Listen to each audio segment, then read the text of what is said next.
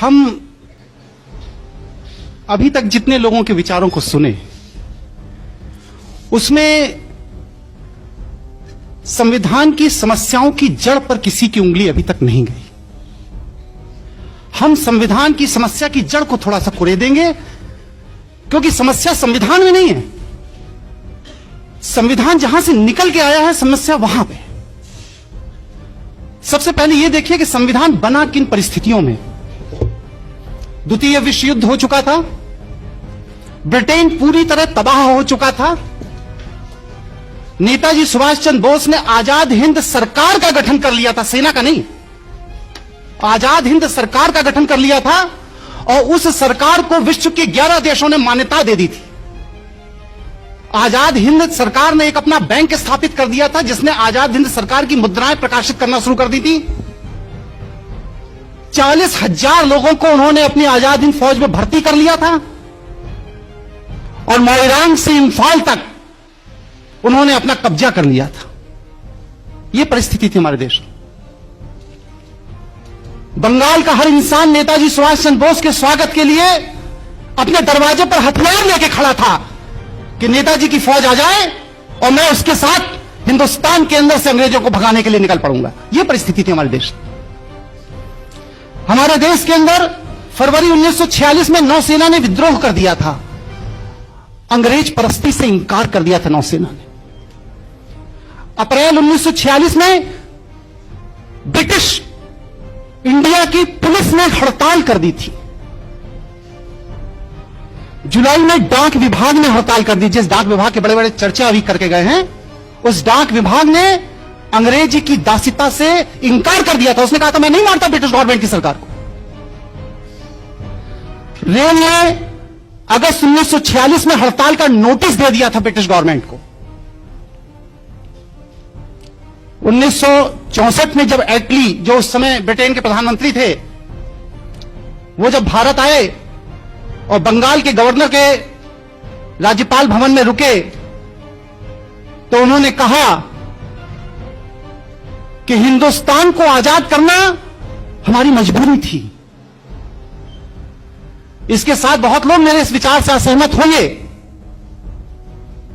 लेकिन मैं फिर भी इस बात को कहता हूं कि भारत की आजादी का श्रेय किसी भी भारतीय नेता को नहीं जाता। भारत की आजादी का श्रेय एडोल्फ हिटलर को जाता है। अगर एडोल्फ हिटलर ने द्वितीय विश्व युद्ध में ब्रिटेन की अर्थव्यवस्था को ध्वस्त न कर दिया होता, तो आज भी ब्रिटेन की सरकार हमारे ऊपर शासन कर रही होती। एडोल्फ हिटलर ने अगर जापान को निर्देशित करके नेताजी सुभाष चंद्र बोस को आजाद हिंद सरकार बनाने के लिए बाध्य न कर दिया होता, तो आज भी भारत के ऊपर ब्रिटिश का शासन होता।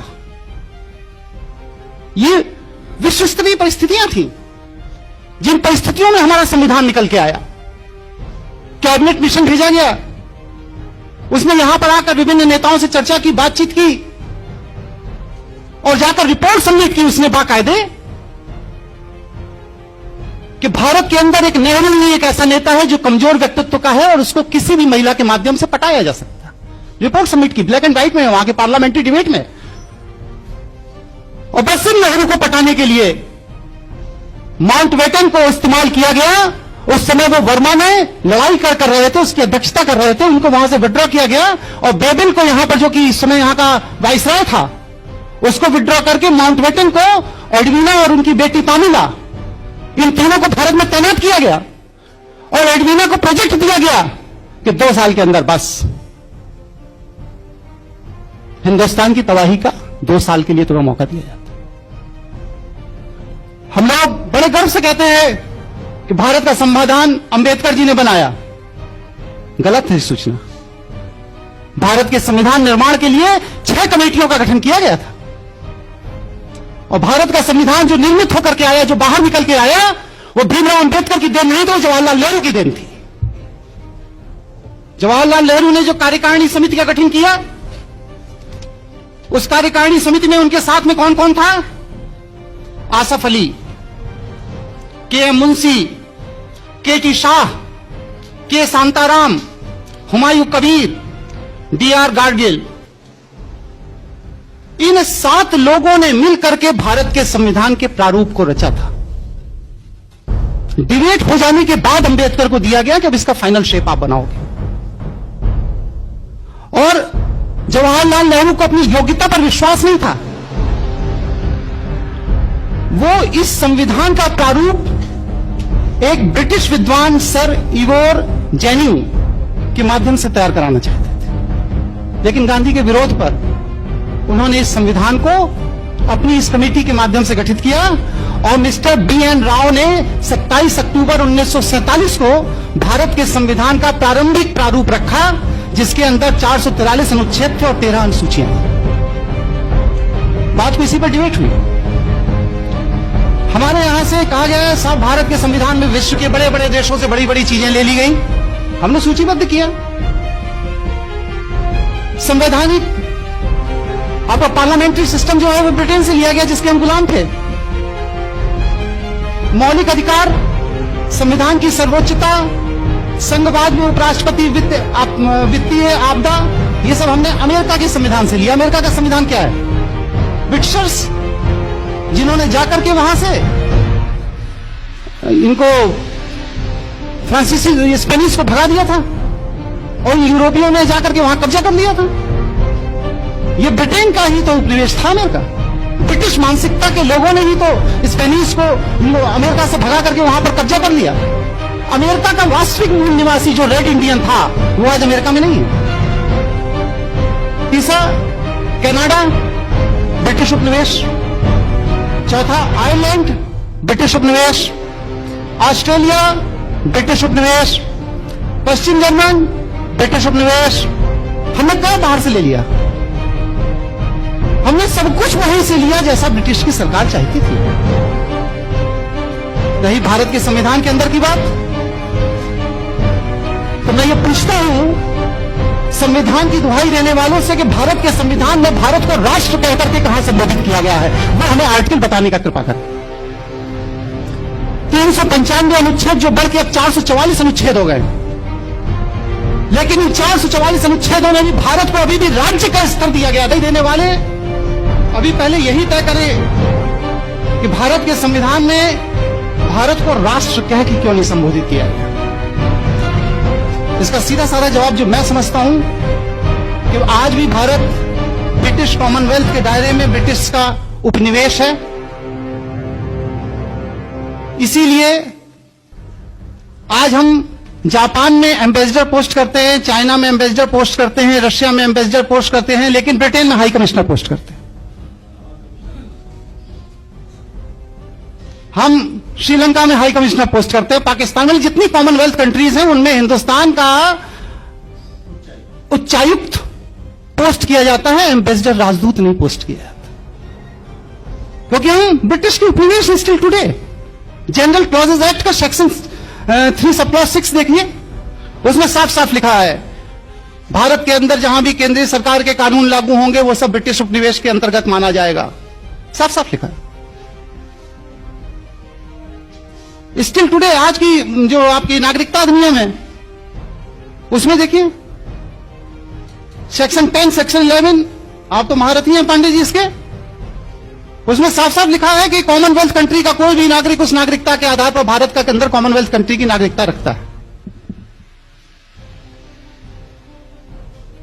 आज तक हमारे भारत के संविधान में नागरिक शब्द को ही डिफाइन नहीं किया गया।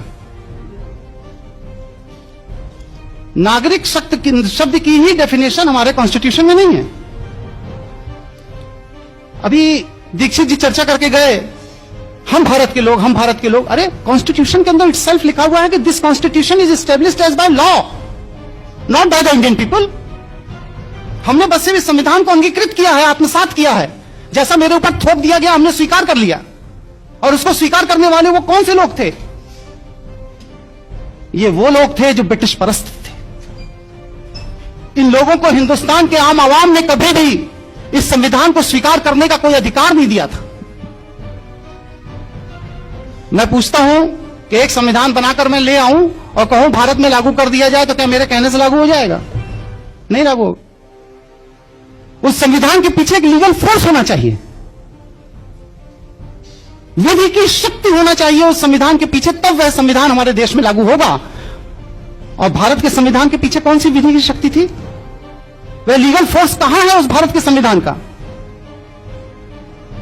वह लीगल फोर्स है government of India act 1935, Indian independence act 1947 में। ये दोनों ही ब्रिटिश पार्लियामेंट में पास किए गए थे। भारत के संविधान के पास जो आज विधिक शक्ति है, वो विधिक शक्ति भारत के संविधान की देन नहीं है, भारत के लोगों की देन नहीं है, भारत की जनता की देन नहीं है, बल्कि इंडियन इंडिपेंडेंस एक्ट 1947, भारतीय स्वतंत्रता अधिनियम 1947 के तहत ब्रिटिश पार्लियामेंट द्वारा दी गई विधिक शक्ति है, जिस विधिक शक्ति के तहत आज ये सत्ता में बैठे हुए लोग हमारे ऊपर शासन करते हैं। हमारे यहां मंत्रियों का कोई क्वालिफिकेशन नहीं है, संसद के सदस्य होने की फिर भी है कि भारत का नागरिक होना चाहिए, दिवालिया नहीं होना चाहिए, पागल नहीं होना चाहिए, उसके अंदर एक योग्यता होनी चाहिए, कुछ तो है, लेकिन मंत्री होने की कोई योग्यता हमारे संविधान के अंदर नहीं है। हम बहुत बेसिक प्रश्न एक खड़ा करते हैं, अगर हम इंडिपेंडेंट हैं, स्वतंत्र हैं, तो भारतीय संविधान के अनुच्छेद 333 के तहत आज भी हमारे लोकसभा के अंदर 2 अंग्रेजों को रखने की बाध्यता क्यों है? कॉन्स्टिट्यूशनल प्रोविजन है। 2 अंग्रेज सांसद राष्ट्रपति नामित करेगा, रखेगा, उसके बिना पार्लियामेंट नहीं चलेगी। आज भी भारतीय संविधान के अनुसूची 8 में जो 22 भाषाओं का वर्णन है, उसमें अंग्रेजी कहीं नहीं है, उसमें अंग्रेजी कहीं नहीं है। भारतीय संविधान की अनुसूची 8 में जो 22 भाषाएं दी गई हैं, भारतीय भाषाएं, उनमें अंग्रेजी कहीं नहीं है। लेकिन फिर भी हमारे पार्लियामेंट, हमारी विधानसभाएं और हमारी हाईकोर्ट और सुप्रीम कोर्ट अपनी सारी प्रोसीडिंग का रिकॉर्ड इंग्लिश भाषा में रखने के लिए बाध्य है। उसकी मजबूरी है, क्योंकि वह ब्रिटेन की राष्ट्रीय भाषा, आप उसके उपनिवेश हो, आपको रखना पड़ेगा। बहुत से ऐसी चीजें हैं, करीब 160 क्वेश्चन है मेरे इस संविधान को लेकर के। अब ये संविधान विशेषज्ञों के सामने ये जानना चाहता हूं कि हमारा देश संविधान से चलता है या संवैधानिक विधि से चलता है, ये चीज क्लियर होनी चाहिए। क्योंकि संविधान के अंदर बहुत सी ऐसी चीजें नहीं हैं जो हमारे देश की सरकार को चला रही है, जैसे मंत्री का त्याग पत्र। संविधान विदों से मैं ये जानना चाहता हूं कि भारतीय संविधान के किस अनुच्छेद में मंत्री को त्याग पत्र देने का अधिकार है? जैसे कि बिना सदन की सदस्यता के प्रधानमंत्री बना देना, किस अनुच्छेद में यह अधिकार? जैसे कि मंत्री का सदन के अंदर बैठकर मत देना। लेजिस्लेचर अलग है, एग्जीक्यूटिव अलग है। इसकी खिचड़ी कैसे बना दी जाती है? कॉन्स्टिट्यूशन में कहां प्रोविजन है कि मंत्री सदन के अंदर बैठ करके सांसदों के साथ मत देगा और बिल पास कर देगा? जैसे कि न्यायमूर्ति और न्यायाधिपतियों की नियुक्तियों में लॉ मिनिस्टर का हस्तक्षेप। जब जुडिशरी इंडिपेंडेंट है, राष्ट्रपति और सीजीआई मिलकर के न्यायाधीशों की नियुक्ति कर रहे हैं, कॉन्स्टिट्यूशन में क्लियर कट प्रोविजन है, तो प्राइम मिनिस्टर हाउस और लॉ मिनिस्टर हाउस फाइल जाने और उनकी अप्रूवल की क्या जरूरत पड़ती है? इसका मतलब है कि आप कार्यपालिका के अधीन न्यायपालिका को रखना चाहते हैं। उप प्रधानमंत्री 2 बार हुए हमारे यहां। कॉन्स्टिट्यूशन में कहां व्यवस्था है भाई कि उप प्रधानमंत्री का पद होगा और उसके लिए भी आदमी रखा जा सकता है? राजनीतिक दलों के गठन की व्यवस्था हमारे संविधान में कहां है? जो कांग्रेस बन गई, बीजेपी बन गई, बसपा बन गई, सपा बन गई, ये बन गई, वो बन गई, किस आर्टिकल के तहत? हमारे कॉन्स्टिट्यूशन के निर्माताओं ने, निर्माण करने वालों ने तो राजनीतिक दलों के गठन की कभी कोई बात ही नहीं सोची थी। और उससे बड़ी बात क्या, नेता विरोधी दल संविधान में कहां है भाई? नेता विरोधी दल, अल्पमत पे सरकार को गिरा देना, कॉन्स्टिट्यूशन में कहां प्रोविजन है कि अल्पमत बहुमत वाली सरकार बनाएगा और उसके लिए इलेक्शंस होंगे और फिर इसके बाद अलग अल्पमत हो जाता है तो एक वोट के अभाव में टिकट सरकार गिरा दी जाएगी? कॉन्स्टिट्यूशन में कहां प्रोविजन है इस? जैसे कि शून्यकालीन सत्र को चलाना, शून्यकालीन सत्र का प्रोविजन हमारे कॉन्स्टिट्यूशन में कहा, मुझे तो नहीं मिला। जैसे कि संसदों के वेतन और भत्ते का निर्धारण स्वयं सांसद करेंगे, ये कहां है हमारे कॉन्स्टिट्यूशन। 1885 के गदर के बाद WH व्यूम ने एक 1600 पन्ने की एक थीसिस सबमिट की थी, जिसमें उन्होंने ये बात कही थी कि भारत के अंदर दोबारा क्रांति ना हो, इसके लिए मैं कुछ फार्मूले दे रहा हूं। पहला फार्मूला तो यह है कि सारे ब्रिटिश मानसिकता के लोगों को एक मंच पे लाके खड़ा कर लिया जाए, और वह मंच राजनीतिक मंच हो, और उसी राजनीतिक मंच के तहत ब्रिटिश मानसिकता के लोगों को एक मंच पे लाने के लिए जिस पार्टी का गठन किया गया उसे भारतीय राष्ट्रीय कांग्रेस पार्टी कहा जाता है, जो आज कांग्रेस है। दूसरी बात, भारतीयों को बांटने के लिए धर्म, भाषा, क्षेत्र, जमींदार और किसान, पूंजीपति और श्रमिक, अमीर और गरीब, शिक्षित और अशिक्षित, हरिजन और सवर्ण के नाम पर समाज को बांट दो, इतने टुकड़े कर दो इसके कि ये कभी यूनाइट ना हो पाए, और जब ये यूनाइट नहीं होंगे तो क्रांति नहीं होगी, हमारा शासन चलता रहे। आज हमारी सरकार उसी पैटर्न पे चल रही है, उसी तरीके से चल रही है। और जहां तक भारतीय नागरिकता अधिनियम में अभी लेटेस्ट अमेंडमेंट आ गया है, for your kind information mister Pandey ji, कि 26 जनवरी 1950 से लेकर के